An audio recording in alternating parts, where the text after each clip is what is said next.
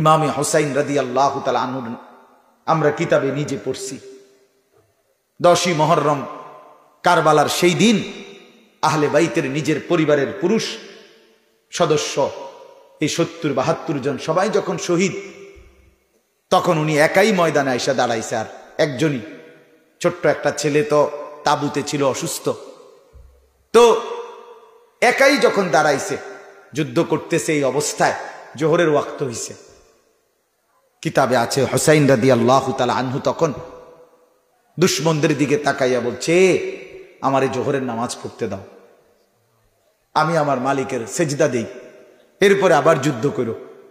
তখন শিমার জিল জাউশান, এই যে হত্যাকারী শিমার, তার পুরা নাম হলো শিমার জিল জাউশান, সে বলছে হুসাইন তোরে সেজদা দিতে দেয়া হবে না, জোহরের নামাজ পড়তে দেয়া হবে না, তার আগেই তোমার শরীর থেকে, দেহ থেকে গর্দান কোফ দিয়ে আলাদা করা হবে, তোর শরীর থেকে তোর গর্দান বিচ্ছিন্ন করে দেয়া হবে।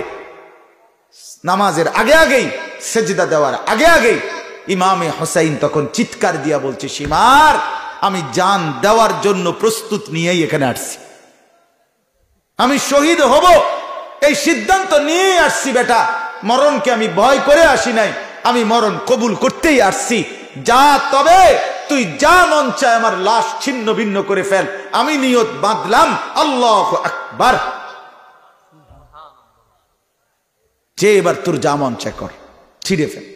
দোস্ত, ইমাম হুসাইনের নামে তুমি শুধু ডেগে ডেগে খিচুড়ি খাইবা, এই জন্য উনি কারবালায় শহীদ হয়নি।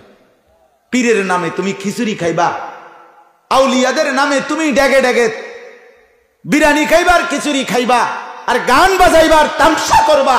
আল্লাহর কসম, ওই আউলিয়ারা যারা আল্লাহর নেক ওলি ছিলেন, যারা আল্লাহর প্রিয় বান্দা ছিলেন, রব্বে কাবার কসম করো, আল্লাহর ওলি গান বাদ্য বাজনা, নারী পুরুষের এই অবাধ মেলামেশা, একত্রে এসে এই আয়োজন, এটা করেন নাই, করতে পারে না, করতে পারে না। যদি করে থাকে সে আল্লাহর ওলি হইতে পারে না, পারে না, পারে না, এটা কোনোদিনও না, সে কোনোদিন আল্লাহর ওলি না, সে ধোঁকাবাজ। তুমি গায়ের জোরে বললেই হবে না, গায়ের জোরে বললে, আল্লাহ কোরআনে বলছে আমার ওলি তারা মৃত্যু পর্যন্ত যারা ঈমানের উপরে ছিল, ওয়া কানু ইয়াত্তাকুন, এবং মৃত্যু পর্যন্ত যারা আমাকে ভয় করে গুনাহ ছেড়েছে, তাকওয়া অবলম্বন করেছে, তারে বলে আল্লাহর ওলি। রাসূলুল্লাহ সাল্লাল্লাহু আলাইহি ওয়াসাল্লাম বলেন, আল গিনা রুকিয়াতুজ জিনা, যেখানে গান সেটা জিনা, ব্যভিচার, এটার তাবিজ। রাসূলুল্লাহ সাল্লাল্লাহু আলাইহি ওয়াসাল্লাম বলেন, জুমার খুতবার বইগুলোর মধ্যে আছে, জুমার খুতবার দেখেন, রাসূলুল্লাহ নিজে বলছে, আমারানি রব্বি বিমাহকিল মাআজিফ ওয়াল মাজামির, আমাকে আল্লাহ পাঠাইছেন, আমি মুহাম্মদ আখিরি নবী, বাদ্যযন্ত্র ভাঙবার জন্য আমি রাসূল প্রেরিত হয়েছি, বাজাইবার জন্য। রাসূলুল্লাহ সাল্লাল্লাহু আলাইহি ওয়াসাল্লাম কিয়ামতের যেই আলামতগুলো বলছেন, সেই আলামতের মধ্যে একদম স্পষ্ট বলেছে, যাহারাতিল কাইনাতু ওয়াল মাআজিফ, নারী গান গাইবে এবং লগে বাদ্যযন্ত্র বাজবে, গান বাদ্য হবে, এটা সুস্পষ্ট বেড়ে যাবে। রাসূল বলছে এটা কিয়ামতের আলামত। বলে না এটা ধর্মের নামে গান, না গান গানে, বাজনা বাজনায়, ধর্মের নামে তবলা এটা একরকম, আর অধর্মের নামে তবলা এটা আরেক রকম, নাকি তাই? ধর্মের নামে তবলা এটা তাল গাছের মতো, আর অধর্মের নামে তবলা এটা কলা গাছের মতো।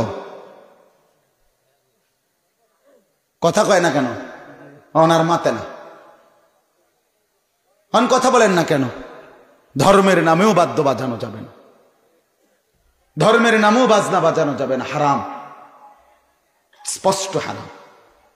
রাসূলুল্লাহ সাল্লাল্লাহু আলাইহি ওয়াসাল্লাম বলেছেন, ইস্তিমাউল মালাহি মাসিয়াতুন, গান শোনা এটা গুনাহ, কবিরা গুনাহ।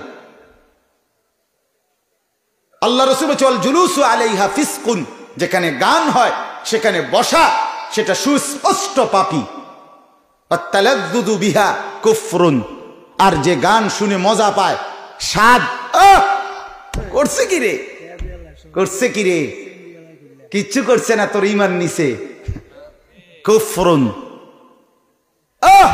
কই হাতলারা দিল ঠ্যাং আপনি ডোলে, তাইলে ইয়া পড়ছে শরীরটার ভিতরে, তাইলে নাচের কোনো অসুবিধা কি? বল ফিরে গেলে কিসে খিচুড়ি আছে না, আবার খাইবো খিচুড়ি, 3 বার খান, অসুবিধা কি? আবার বল আয়ে পড়ব, কথা বুঝছেন না? আত-তালাদ্দুদু বিহা কুফরুন। রাসূলুল্লাহ সাল্লাল্লাহু আলাইহি সাল্লাম বলছে, গান শুনে মজা পাওয়া, স্বাদ পাওয়া, এটা কুফরি, এটা কুফরি। আল্লাহর নবী সাল্লাল্লাহু আলাইহি সাল্লাম বলেন, যে জায়গা দিয়া পানি পড়ে, খালের পানি, পুকুরের পানি অথবা ঝর্ণার পানি, যেখান দিয়া পানি পড়ে ওইখান দিয়া ঘাস সবচেয়ে সুন্দর হয়ে সবুজ হয়ে কি গজায়, ঠিক কিনা বলেন? পানি যদি ঠিকমতো পায় তাহলে ঘাস কি হয়? সুন্দর হয়ে গজায়। রাসূল বলে, যেভাবে পানি ঠিকমতো পেলে আপনার ঘাস সুন্দরভাবে গজায়, ঠিক তেমনি ভাবে যেখানে গান হয় সেখানে ঠিক ওরকম সুন্দরভাবে কুফরি, শিরকি, হারাম কাজ ততটা হয়।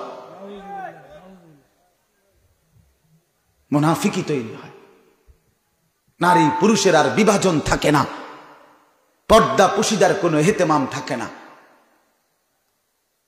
আমার চাচা সেদিন আবার ওয়াদা দিছিলেন, শুনে বলছিলেন, আমি সেই ওয়াদা রক্ষার্থে আসছি, শুধু ওয়াদা রক্ষার্থে। আমি ওনারে জবান দিছিলাম আমি আসবো কোনোদিন। আমি মনে করি আল্লাহ তাআলা তার দিলে আমার এরপরে প্রতি সময় দেখা হইলে কইতো, বাজি বাবা আপনি আমার মাহফিলটা আইবেন নি একদিন। আমাদের কবির ভাই এইটার পিছনে আমার পিছনে লাইগা ছিল শুরু থেকে শেষ পর্যন্ত। আল্লাহ তাআলা যে যেভাবে এটার সাথে জুড়ছেন, এই মাহফিলের সাথে, আল্লাহ আপনাদের প্রত্যেককে উত্তম বিনিময় দান করেন। আপনারা ভালোবাসা দিবেন, সহযোগিতা করবেন, এটা যেন থাকে, এটা যেন থাকে। মাহফিল যেন হয়, ওয়াজ যেন হয়, নসিহত যেন হয়, গান বাদ্য যেন না হয়।